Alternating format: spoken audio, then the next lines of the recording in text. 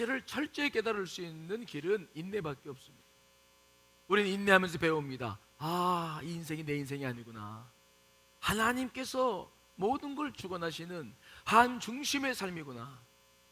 내가 원한다고, 내가 계획했다고, 내가 애를 쓴다고 되는 게 아니구나. 우리는 인내를 배우며 삶을 배워나갑니다. 인내를 배우며 내가 누구인지를 알게 됩니다.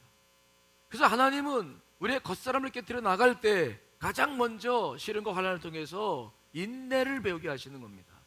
아, 내가 누군가, 피조물, 창조된 인물, 내가 삶의 중심이 아니다 라고 하는 것을 깨우치는 것이 얼마나 힘들고 어려운 일인지 몰라요. 환난은 인내를 낳습니다. 그 인내를 통해서 우리는 내 삶이 정말 주님의 삶이구나, 이 우주 만물이 주님의 것이구나 라는 것을 배우게 되죠. 그것이 인내의 과정을 통해서 깨져나가는 겉사람.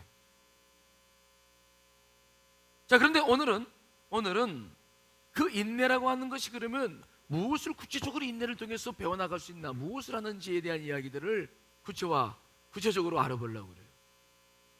인내라는 것, 참아나가는 것, 내 뜻이 이루어지지 않고 참아나가는 것, 그러면서 내 안에서 이루어져 가고 있는 내적인 일들이 있습니다. 그것을 성경은 뭐라고 말하냐면은 연단의 과정이다라고 말해요. 무슨 말 이해되십니까? 내가 참아나가면서 부단히 내가 깎여나가면서 연단받는 거예요. 마치 풀무불 속에 들어가 있어 있는 금이 정금과 순금이 되기 위해서 그 속에서 연단받듯 인내의 과정 전체를 통해서 우리가 연단받아가는 거예요. 연단받아가는 거예요. 자, 오늘 본문의 말씀 다시 한번 그런 관점으로 3절과 4절 읽어보겠습니다. 시작.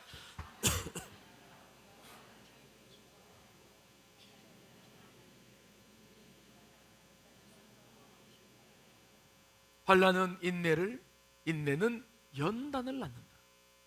우리가 계속 인내하면서 내가 깎이고 계속해서 깨져나가고, 그 연단이죠. 이 연단이란 말의 의미는 뭐냐면 엄격한 시험과 혹독한 시련을 통과하는 것을 말해요. 그래서 우리가 정말 인내하는 과정이 아픈 거예요. 연단의 과정이기 때문에 그렇습니다. 자, 오늘도 우리는 아브라함의 삶을 통해서 어떻게 연단이 되어져 가고 있는지 우리가 그런 문제들을 좀 보면서 우리가 지금 우리를 연단하신 하나님의 손길을 느껴보려고. 자, 그렇다고 한다면 하나님께서 인내 속에서 뭔가 연단시켜 나간다고 합니다. 우리를 겉사람을 깨뜨리려고 합니다. 그런데 인내 속에서 연단해 나가는 것이 여러 가지가 있지만 가장 중요한 한 가지가 있습니다. 우리가 인내하면서 계속 깨져나가며 연단받는 것, 그것이 무엇입니까? 여러분 뭐라고 생각하십니까? 가장 중요한 것이 하나가 있는데 그것은 바로 우리의 탐욕입니다. 뭐라고요? 탐욕. 철저하게 우리는 그 탐욕을 지금 연단받고 있는 중이죠. 아브라함은 우상을 만들어 파는 아버지 밑에서 풍족한 삶을 살았습니다. 하지만 그에 있어서 가장 큰 문제는 아들이 없다는 거예요. 그 시대는 우리처럼 지금 우리는 뭐 집안이 있어도 개인주의적인 삶을, 핵가정, 요즘 핵가정이라는 말은 안 쓰죠. 그저 홀로 된 가정도 있으니까 아무튼 가정 중심의 삶을 살아가는데 그 당시에는 그런 의식이 없었어요. 우리가 개인주의적인 생각, 나라는 의식을 발견한 것은 18세기 르네상스 이후예요. 얼마 되지 않은 의식입니다. 그 전까지는 전부 집단입니다. 공동체예요. 우리처럼 이렇게 생각하는 내가 누구냐, 어떻게 이런 의식 자체가 인류에게는 없었습니다. 우리가 잘 믿어지지 않지만 인류사를 공부해보면 그렇습니다. 그 당시의 사람들은 정말 나라는 존재가 없었어요. 공동체입니다. 집안, 가문이에요. 우리가 이해하기 힘든 부분이 그런 부분이죠. 근데 사실입니다. 그래서 집집마다 후계자가 중요했다는 거예요. 후계자. 우리나라도 사실 얼마 안 됐어요. 지금도 그런 의식이 강합니다만은 우리나라를 보십시오. 옛날에 아들들 쭉 있는데 누구만 공부시키고 누구만 잘 되기를 바랍니까? 부모님들이. 저도 한이 많은 사람이에요. 실은이 중에 막내인데 여기 말이 잘 안 되죠. 장남들이 계실 텐데 저는 막내거든요. 장남 아들만 큰아들 아이 정말 그래봐야 별것도 없더구만. 큰아들 큰아들만 잘 되면 동생들이 다 잘 됩니까? 우리 아버님은 놀리고 그랬어요. 큰아들이 잘 돼야 된다. 네 형만 잘 되면 집안이 다 괜찮아. 그래요? 정말 그랬어요? 에이 속았지. 그래서 딸들은 교육도 안 시키고 그만큼 가족 전체, 집단, 공동체. 그런데 아브라함에게는 그런 아들이 없었다고 하는 거, 이건 굉장한 충격이죠. 별짓 다 했을 겁니다. 그런데도 안 된 거죠. 아브라함이 하나님의 뜻을 따라 정말 75세에 결단했어요. 근데 그 결단했다는 그 속에는 정말 하나님의 영광을 위해서 그가 결단한 것도 있었겠지만은 뭐에 대한 소망이 더 컸겠습니까? 아들 주시겠다고 하니까. 아들이 아니라 큰 민족을 이루겠다고 하시니까 아브라함이 거기에 막 속된 말로 혹해가지고 막 내가 가겠습니다. 그래서 그 갈대우르에서부터 평생 거기 삶의 기반이 다 있는데 그걸 다 뒤로 하고 가나안 땅까지 1000km나 되는 그 거리를 막 이동이 와가지고, 사실 우리가 이 아브라함의 생애를 보면은 아브라함에게는 커다란 소망이 하나 있었는데 아들. 여러분, 우리 안에 소망이 있다는 것은 잘못된 거 아닙니다. 왜냐하면 그 소망은 우리 하나님께 주시는 것들이 많아요. 그 소망을 통해서 하나님의 뜻이 이루어져 가고 있습니다. 빌립보서 2장 13절 읽어보겠습니다. 시작. 너희 안에서 자기의 기쁘신 뜻을 위하여 너희에게 소원을 두고, 하나님의 기쁘신 뜻을 우리에게도 소원을 두어가지고 그 소원을 이루게 하시면서 그 전체적인 합이 하나님의 뜻을 이루어나가는 그런 역사죠. 그러니까 소원 자체는 굉장히 중요한 거예요. 소원은 나쁜 게 아닙니다. 그런데 우리가 주의해야 될 것은 뭐냐? 우리가 갖고 있는 소망은 가끔 탐욕으로 바뀌어버려요. 이게 문제인 거예요. 탐욕은 우리의 소망이 발전된 것들인데, 잘못 발전된 것들인데, 이것은 그냥 탐욕이 아니에요. 그냥 욕심내는 게 아니야. 이것은 성경에서 뭐라고 말하냐면 우상숭배라고 결론 내려요. 골로새서 3장 5절 말씀 읽어보겠습니다. 시작. 그러므로 땅에는 지체를 즐기라. 곧 음란과 부정과 사욕과 악한 정욕과 탐심이니 탐심은 우상숭배래.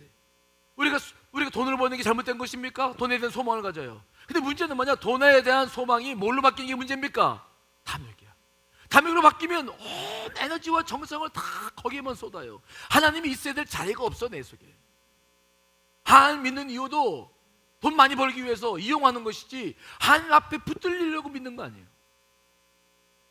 돈을 벌겠다는 소망은 좋은 것입니다. 중요한 것입니다. 교회도 다 물질이 있어야 되는 거 아닙니까? 하지만 그것이 탐욕이 되어져 버리면, 거기에 올인해 버리면 내 속에는 하나님이 계시잖아요. 이것은 큰 우상입니다. 그때부터 돈은 우상이 되어버려요. 모든 가치 기준이 됩니다. 자식들이 잘 되는 거, 그 소망은 중요한 거예요. 그러나 자식들이 잘 되는 것이 탐욕이 돼서 그냥 온갖 정성을 다 자식들에게 다 하고, 예배 드리는 것도 뒤로 하고, 공부만 완전히 탐욕이죠. 하나님 보시기에는 탐욕입니다. 성공적으로 삶을 살려고 하는 게 나쁜 것입니까? 잘못된 것이 아닙니다. 성공하고 싶은 것은 우리의 소망이에요. 하지만 그게 탐욕이 되어버리면 그때부터 우리는 빗나갑니다. 오직 자나깨나 오직 그것만을 바라보고 생각하고 살아갑니다. 우리의 마음, 하나님이 계셔야 될 이 마음이 다 빼앗겨 버리는 거죠. 그래서 그때부터 하나님 그것을 뭐라고 말씀하신다고요? 우상. 그거는 하나님 대신 내 안에 있는 우상입니다. 그럼 분명히 구분할 수 있어야 돼요. 자, 여러분, 예수님께서 십계명을, 하나님께 십계명을 주셨는데 제1계명이 뭡니까?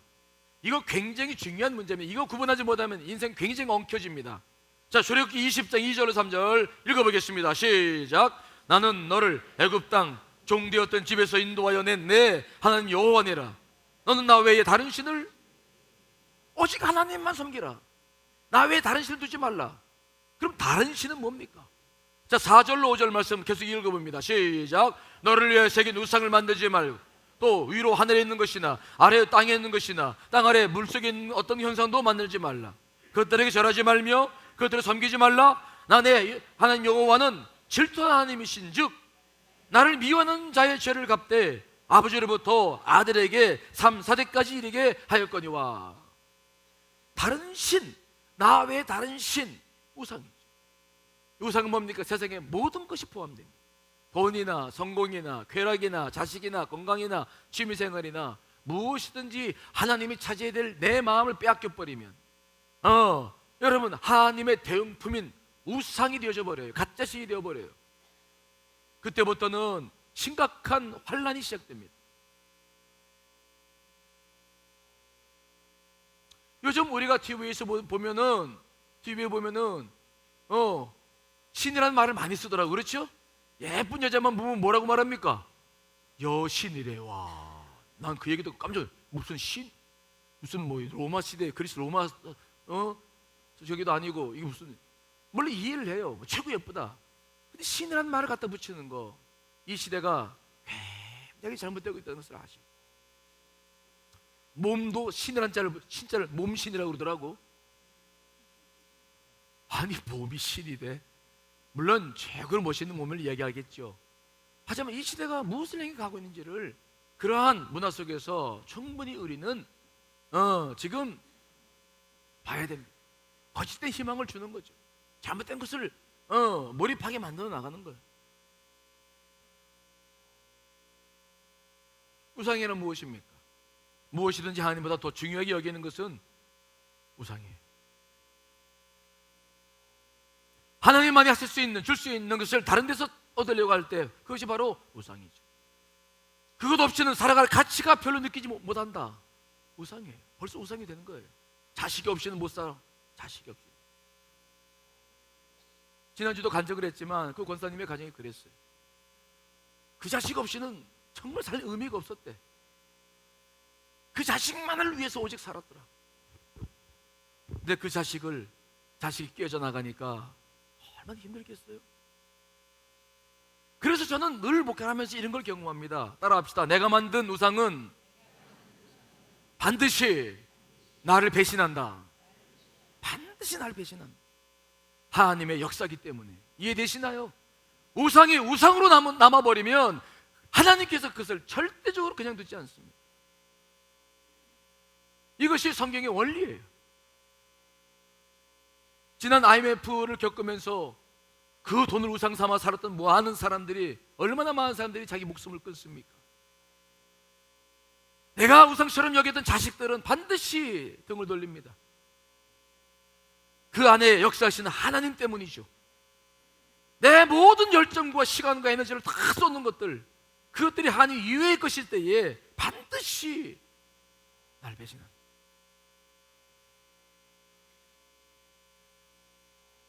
지금 여러분들의 마음을 사로잡고 있는 게 뭡니까? 하나님이 계셔야 할 자리에 대신하고 있는 게 뭡니까? 혹시 돈입니까? 혹시 자녀들입니까? 혹시 쾌락이나 자신들의 명예가 아닙니까? 연단이라고 하는 것은 바로 그것들을 다루시는 하나님의 손길입니다. 그래서 하나님은 연단을 통해서 우리가 가지고 있는 것이 소망인지 탐심인지를 분명히 가려냅니다. 정말로 우리가 하나님을 위해 산다고 한다면 소망과 탐심은 구분돼야 될 게 아니겠습니까? 그런데 이것이 그렇게 되지 못했을 때 하나님의 연단은 시작되는 거예요. 아브라함에게 있어서 소망은 아들이었습니다. 아들만 있다면 부족할 것이 없었습니다. 그래서 100세의 아들을 주었어요. 그랬더니 아브라함이 이제는 누구만 사랑합니까? 생각해보세요. 100세의 아들을 얻었으니까 그 아들은 손주도 아니고 증손주도, 빠르면 고손주까지 되는 거예요. 아니 옛날에 결혼 10대씩 했으니까 10대 10대 해버리면 고손주도 되는 거예요. 그러니 얼마나 사랑스럽겠어. 막 이상만 쳐다보면 막 뿅 가가지고 막 하루 종일 막 이사가고 놀아주고 막 뒤따라다니고. 요즘 우리 교회 보면 그런 분들이 계세요.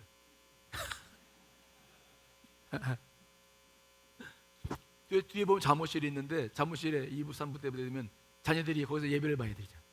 글쎄 나는 그럴 생각이 못 했는데 우리 교회에 근엄하신 남자 권사님들이 계시는데 그분들이 자꾸 잠옷실에서 쭈쭈쭈쭈거리는데 그래서 난 무슨 이유인가 물어봤더니 거기 누가 있어요? 손주가 있어가지고 근엄하게 생기신 권사님, 말도 안 하시는 권사님들이 그래. 야 참. 그러니 아브라함이 얼마나 이삭을 사랑했겠습니까? 그렇죠? 이건 뭐 말하지 않아도 돼. 근데 그때부터 하나님의 연단이 시작되는 거죠. 창세기 22장 1절 2절 말씀 읽어보겠습니다. 시작.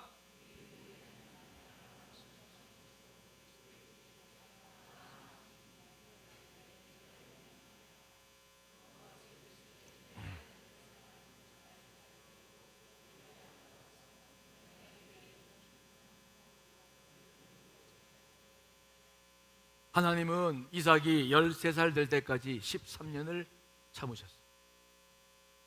100세 얻었으니 오직 좋아할 걸까? 하나님은 늘 인내하신 분이시죠. 13년의 시간을 그냥 보신 거야. 근데 이제는 더 이상 못 보시는 거지. 왜냐하면 하나님과의 관계는 자꾸 멀어져 가고 오직 이삭만 막 사니까 도무지 이게 그렇게 소망해서 줬더니 저 아들이 저게 탐욕이 돼가지고 저게 우상이 되어져가지고 어떻게 믿음의 조상을 세울 거냐. 하나님의 고민이 시작된 거예요. 그래서 뭐라고 말씀하십니까? 갑자기 나타나셔가지고는 아브라함아! 예, 여기 있습니다. 너 졸지 말고 네 아들 이삭을 데리고 저 모리아 산에 가가지고 제물로 바쳐라 이놈아. 오, 아브라함이 갑자기 막 전지병력과 같은 세상에 다 무너져. 이게 무슨 말일까? 아니 주시던 언제고 또 바치라고 그것도 100세 주시더니. 아브라함이 그 말을 들었을 때의 심정을 한번 생각해 보세요. 그래서 창세기 22장 2절에 보면 하나님께서 뭐라고 이삭을 가리켜 뭐라고 말씀하시냐면은 내 아들 내 사랑하는 독자 이삭이라고 말해요. 아니 하나님의 아들이시지 뭐 아브라함의 아들입니까? 다 하나님께서 주신 자녀들 우리가 대신 맡아 양육하는 거죠. 근데 하나님께서 뭐라고 말씀하시냐면 아브라함에게 내 아들 내 사랑하는 독자 이삭 이렇게 말해요. 얼마나 아브라함이 사랑했어. 그거 갖다 바쳐라 이렇게 말씀하세요. 여러분 우리가 하나님의 시험을 받기 전에는 그런데 사실 우리는 소망인지 탐욕인지 구분 못해요. 내가 정말 지금 사랑하고 좋아하는 것이 우상인지 구분 못해요. 여러분 지금 제 설교를 듣고 여러분들이 지금 우상시 되고 있는 것이 무엇인지 구분됩니까? 되신 분이 있습니까? 있을 수 있죠. 그런 분들은 축복입니다. 하지만 정말 밀착되어 있는 사람들은 몰라요. 저도 목양을 하면서 목사인 저에게 우상이 뭐가 있겠습니까? 우상이 있다면 뭐가 있어요? 뭐가 있을까요? 우상이 있다면 잘 모르죠. 저에게 있어서 우상은 잘못하면 교회가 될 수 있어요. 하나님보다 교회, 하나님을 사랑하는 것보다 교회가 더 부흥되고 커지고 교회를 통해 명예를 얻고 하나님께서 주의 머리가 되고 있는 교회지만 자칫 잘못하면 교회가 뭐가 될 수 있습니까? 오늘 종교개혁 500주년을 기념하는 주일인데 우리가 특별히 뭐 하진 않습니다만은 왜 그런 일이 벌어진 줄 아십니까? 교회가 뭐가 될 수 있기 때문입니까? 우상이 돼. 근데 모르는 거야. 이게 목회를 하다 보니까 저도 몰랐어요. 이게 지금 내가 이 자신이라는 것이 주님을 위해서 일하는 것이지 무슨 교회와 하나님이 똑같은 분이시지 뭐. 근데 이게 그렇지가 않은 거예요. 잘 몰라요. 여러분 정말 여러분 자식들이 여러분에게 우상이라는 걸 지금 인정하실 수 있습니까? 여러분들이 지금 돈 버는 거 지금 애를 복걸하면서 지금 새벽부터 일어나가지고 애를 쓰고 살고 있는데 정말 그 돈을 위해 살고 있는데 그 돈이 여러분들에게 정말 우상이라고 하는 거 지금 인정됩니까? 인정되는 분들은 정말로 하나님의 은혜가 이제 그분들에게 임할 겁니다. 하지만 아직도 우리는 당연한 거지 뭐 이거 내가 살기 위해서 먹고 살고 자식들 키워주느라고 이거 당연한 거지 뭐 이게 무슨 우상이야. 아직도 여러분들 안에 이게 우상인지 모르는 분들이 많을 거예요. 심각한 문제가 있는 거예요. 하나님을 섬기며 살아가면서 우리가 그런 것을 구분할 수 없을 때 여러분들에게 시작되는 환란의 의미도 모르고 왜 신이 시작된지도 몰라요. 그러면서 당하는 거예요.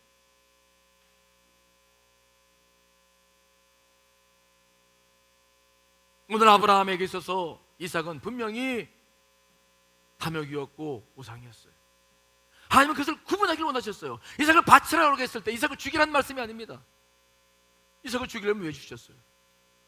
분명히 시험하셨다. 아브라함이 시험하셨다. 왜 시험하시냐? 뭘 시험하시느냐? 정말 그 이삭이 소망인지 탐욕인지, 정말 이게 너를 위해서 네 가문을 위해서 하나님 나라를 위해서 필요한 것인지, 아니면 너를 위해서 네 기쁨을 위해서 지금 존재하고 있는 것인지 구분하라는 거예요. 구분하라. 정말로 여러분들에게 있어서 돈이 뭡니까? 돈이 정말 여러분들의 자녀들이 뭡니까? 여러분들이 취미생활하며 여러분들이 지금 애를 써나가는 모든 것들이 정말 여러분들에게 뭡니까? 하나님과 관계에서 이 부분을 분명히 하지 못할 때 우리는 자기도 모르는 사이에 우상을 섬길 수 있다는 것을 섬길 수 있다는 것을 기억하시기를 간절히 축원합니다. 이것이 우리에게 중요한 문제입니다. 지금 신앙생활하는 우리에게.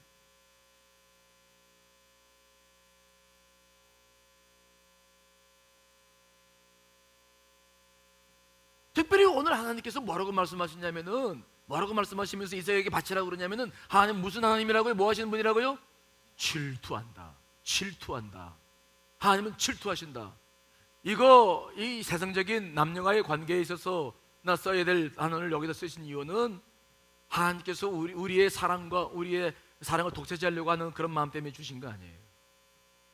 왜 그분이 질투하시냐? 아니 우주 만물 창조하신 분이 뭐가 두려워서 아쉬워서 우리의 사랑을 기다리십니까? 그렇지 않아요. 그렇게 말씀하신 이유는 뭐냐면, 오늘 시간이 없어서 그 말씀까지는 다 못 드리겠습니다만은 결론만 말씀드린다고 한다면 그것은 이유가 있는데, 우리 때문에 그래요. 우리가 인간은 우상에 사로잡히면 절대로 잘못되게 돼요. 왜? 하나님께서 우리를 만드셨기 때문에 그분 앞에 사로잡혀서 인생을 살다 보면 그 삶은 행복이요 축복이요 은혜가 되는지 분명히 믿습니다. 진정한 쉼이 있어요. 그런데 우상을 구분하지 못하고 그렇게 우리가 살다 보면은, 우상에 빠져 살다 보면 우리는 전부 우상에 사로잡혀서 죽는 줄도 모르고 살아요. 정말 주 안에서 쉼과 안식을 누릴 수가 없어요. 그래서 하나님께서 우리들에게 심각하게 지금도 우상과 소망을 구분하라고 말씀하시는 거거든요. 저 뒤에 조시는 분들은 내가 거기까지 갈 수도 없고 이게 참 한계가 있네.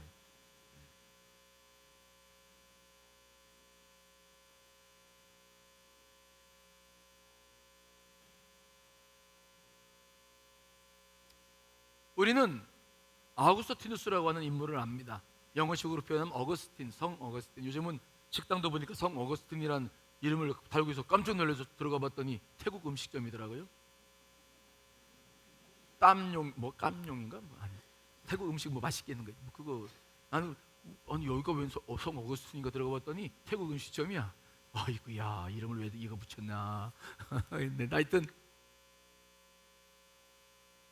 이 성 어거스틴 유명하잖아요. 3세기, 4세기에 살았던 우리 기독교의 진리를 집대성한 굉장히 유명한 사람인데, 이 사람에게 있어서 문제가 있었어요.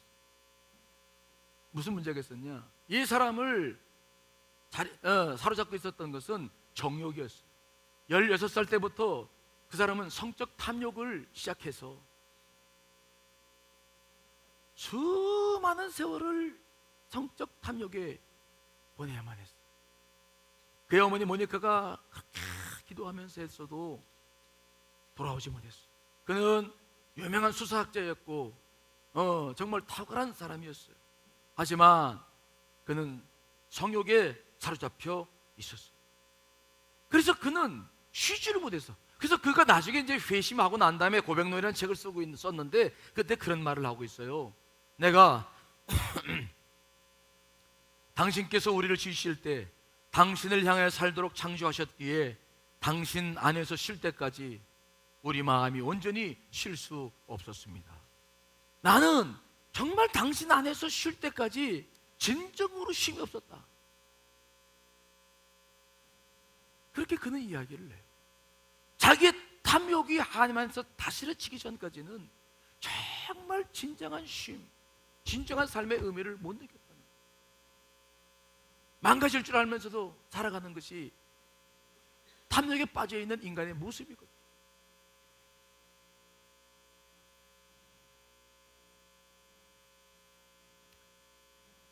그가 나중에 모니카의 간절한 기도와 암브로시우스 설교의 감화를 받았어. 이제 386년에 이제 그런 어느 주님과의 교제 속에서 들어왔는데, 그때 하나님께서 그의 몸을 치셔서 폐로 깊은 병을 앓았어. 사람이 육체가 깨지는 것이 마지막 깨지는 거예요. 육체 깨지면 그때서야 사람이 손을 들어요. 육체 깨지는 건 중요한 일입니다.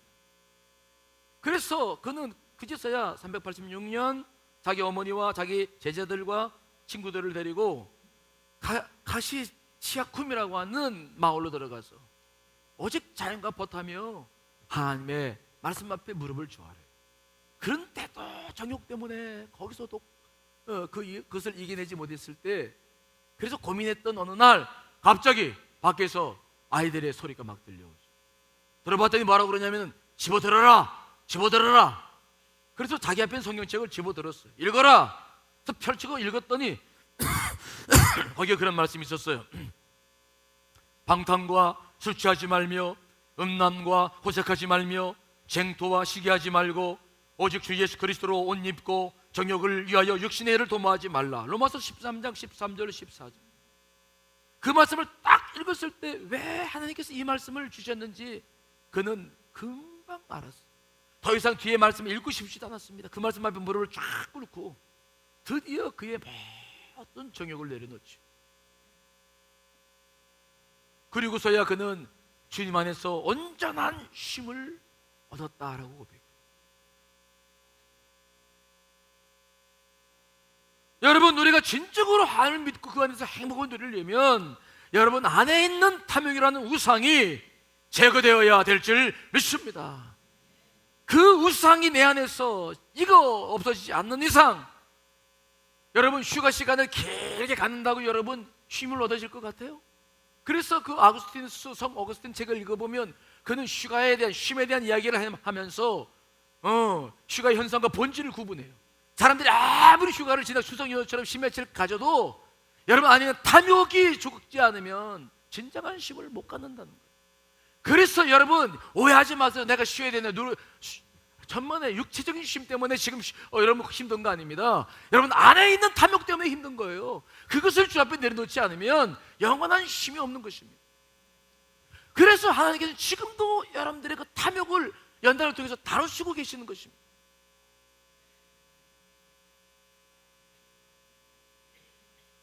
만일 여러분들의 삶 속에 계속되고 있는 연단이 있다고 한다면 그것이 과연 무엇인지를 보셔야 돼요. 돈 때문에, 자식 때문에, 정욕 때문에, 외모나 평판 때문에, 취미생활하는 것 때문에 정말 하나님부터 멀어져 있어서 계속 그것 때문에 연단받고 있다고 한다면 왜 그 연단이 지금 여러분들에게 끊이지 않는지를 볼 수 있어요. 아브라함은 하나님께서 그에게 그래서 아들을 바치라고 말했어요. 근데 그 아브라함은 그 말씀을 듣고 난 다음에 그 말씀을 들었을 때 영적으로 이게 무슨 말씀인지 정확히 알았어요. 그래서 아브라함은 불평하지 않고 저항하지 않아요. 자, 창세기 22장 3절로 4절 말씀 읽어보겠습니다. 시작.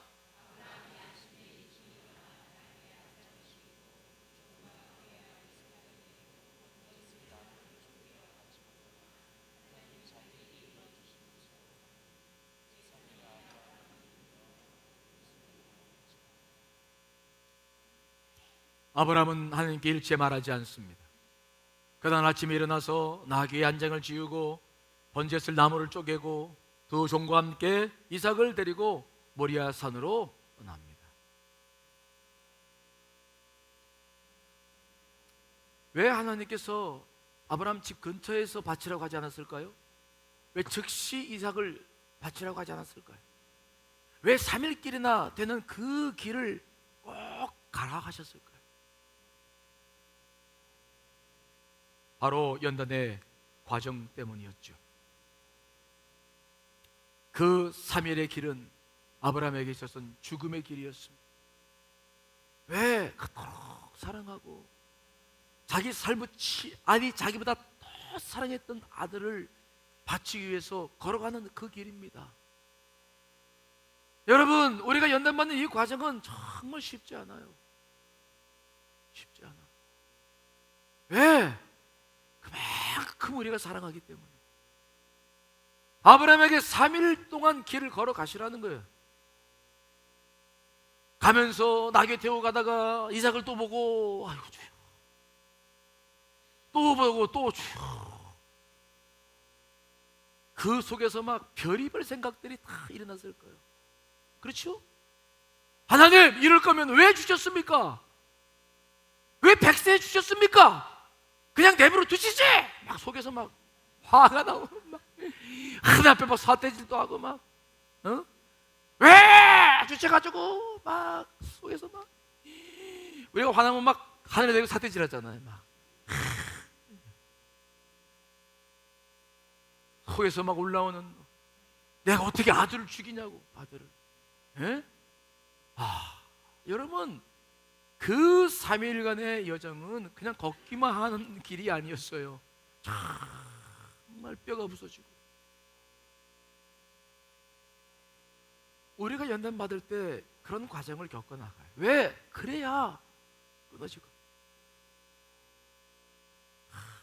고통스러워. 하지만 아브라함은 그것만 경험했던 것은 아니었을 거예요. 뒤를 돌아보니, 3일간 걸어가면 뒤를 돌아보니 갈대아우로부터 자기를 부르신 하나님의 역사, 기회들었을 때, 애굽으로 도망쳤을 때의 그 모습들, 소돔과 고모라 성 앞에서 기도했던 자기의 모습, 자기를 하나님 아버지의 벗이라 말씀하셨던 그분의 그 음성들, 기다리고 기다렸을 때 드디어 100세의 아들 주시며 감사하게 하셨던 하나님, 그 모든 과정들을 뒤돌아보니 그 하나님은 정말 신실하신 분이었다는 사실들을 그는 잊지 않았을 거예요. 그래서 그는 3일 동안에 혼란스러웠던 마음들을 마지막 다 정리하면서, 그리고 그가 바라봤던 그 모리아산을 성경 말씀이 그렇게 고백을 하는 것입니다. 3일째 제3일에 아브라함이 눈을 들어 그곳을 멀리 보았다. 주님, 알겠습니다. 죽었던 태를 열어서 마치 아내를 부활시키셔서 그 속에서부터 이삭을 주셨는데 그 분 앞에 내가 못할 일이 뭐가 있겠습니까? 알겠습니다.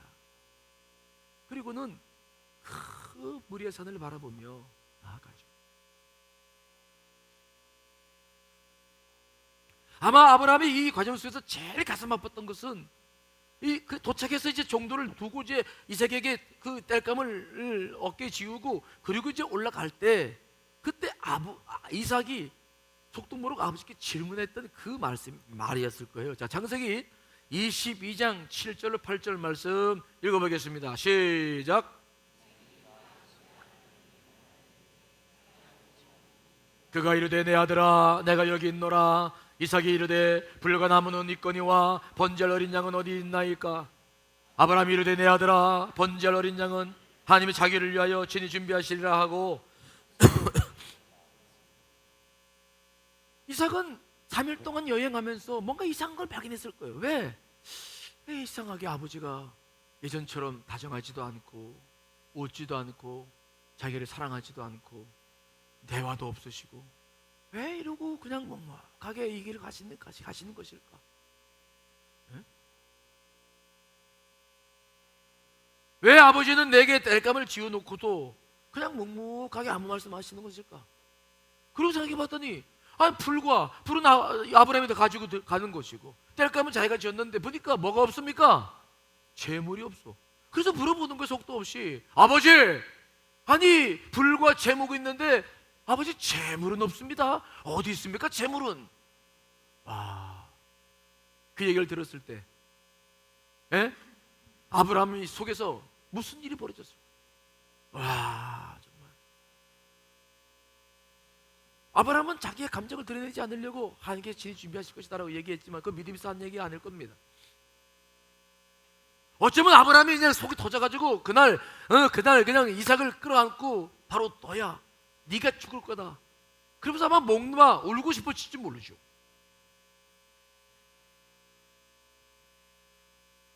하지만 아브라함은 그렇게 하지 않았습니다. 하나님께서 친히 준비하실 것이다. 그리고는 올라와서 오늘 창세기 2장의 말씀을 쭉 보면 아무 일 없는 것처럼 도구를 이용해서 땅을 고르고 제단을 쌓습니다. 돌을 놓고 제단을 쌓습니다. 그리고 이삭이 치고 온 나무를 다 벌려놓고 그 다음에 마지막 이삭을 결박하죠. 그때서 이삭이 자기가 제물이라는 것을 알았어요. 그 이삭의 흐르는 눈물, 아버지 바라보는 눈, 그 아브라함이 받겠습니까? 그거? 연단은 이렇게 고통스러운 거예요. 하지만 아브라함은 자신이 하는 일을 미루지 않았습니다. 그는 드디어 모든 일을 다 하고 이삭까지 다 묶어서 제단 위에 올려놓고 렘브란트가 그린 그 그림을 보면은 그때 아브라함이 이삭의 눈을 딱 가리고서 이제 하는 그런 그림이 있습니다만 그럴 거라 생각해요. 가리고 칼을 빼서 정말로 짐승을 잡던 그의 목을 따려고 딱 결심을 하고 시작을 하는 거예요. 가짜가 아니었어요. 그때부터 답변하신 분 누구냐? 하나님이셨어요. 이렇게 천사를 보내셔가지고 아브라함아 부르시는 거죠. 그 아들 위해서 아무것도 하지 말아라. 내가 네 마음을 이제 알았다. 이제 내가 너를 알았어. 네가 진실로 나를 사랑하고 그 아들이 우상이 아님을 내가 알았다. 그러니 그만둬라. 저 숲풀에 가보면 수당이 있으니 수장을 갖다 바쳐라. 그때 아브라함이 얼마나 많은 눈물을 흘렸어요. 이삭을 바라보며 얼마나 둘이 부둥켜 안고 그러세요. 연단이라는 것은 이렇게 아픈 거예요. 힘이 들어요.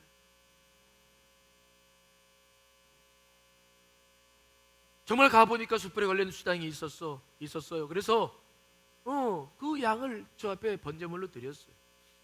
하지만 그날 그 수장 드린 게 아니죠. 아브라함은 이삭을 정말 드렸어요.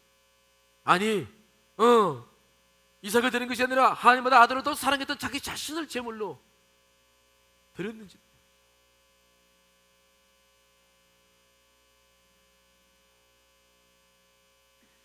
아브라함은 그 연단의 과정을 겪어내면서 그 아들이 자기에게 어떤 의미가 있어야 되는지를 분명히 알게 됩니다. 그리고 하나님도 아브라함의 중심을 보시고 그때부터 아브라함에게 약속하신 약속을 그때부터 실행하기 시작하죠. 자, 창세기 22장 16절 18절 말씀 읽어보겠습니다. 시작.